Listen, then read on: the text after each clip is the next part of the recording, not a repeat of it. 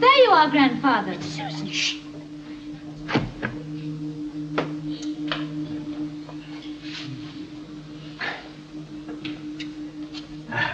Excuse me.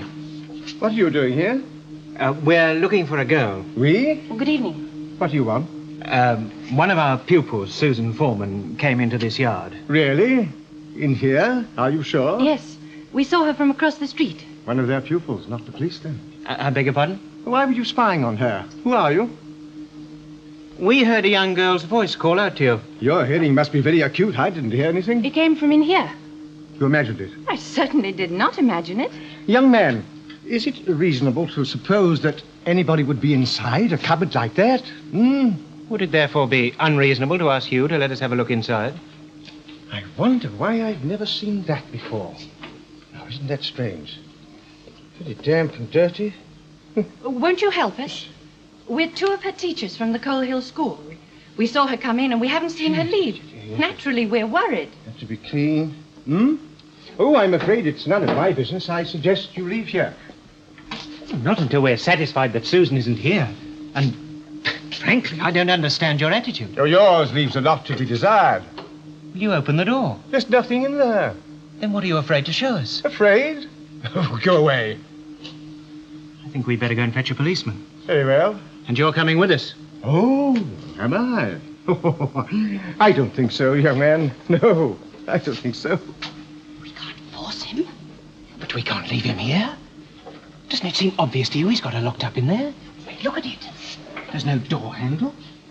Must be a secret lock somewhere. That was Susan's voice. Of course it was. Susan! Susan! Are you in there? It's Mr. Chesterton and Miss Wright, Susan. Don't you think you're being rather high-handed, young man? You thought you saw a young girl into the yard. You imagine you heard her voice. You believe she might be in there. It's not very substantial, is it? But why won't you help us? I'm not hindering you. If you both want to make fools of yourselves, I suggest you do what you said you'd do. Go and find a policeman. Well, you nip off quietly in the other direction. Insulting.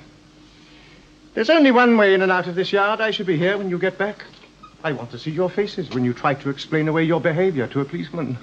Nevertheless, we're going to find one. Come on, Barbara. What are you doing out there? She is in there! Close the door, please. But, Barbara, what do you like?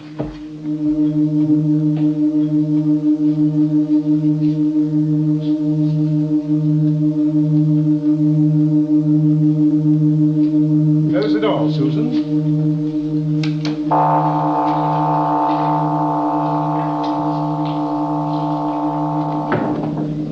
I believe these people are known to you. They're two of my school teachers. What are you doing here? Where are we? They must have followed you. That ridiculous school. I knew something like this would happen if we stayed in one place too long. Why should they follow me? Is this really where you live, Susan? Yes. And what's wrong with it? But it was just a telephone box. Perhaps. And this is your grandfather? Yes. Well, why didn't you tell us that? I don't discuss my private life with strangers. But it was a police telephone box. I walked all round it.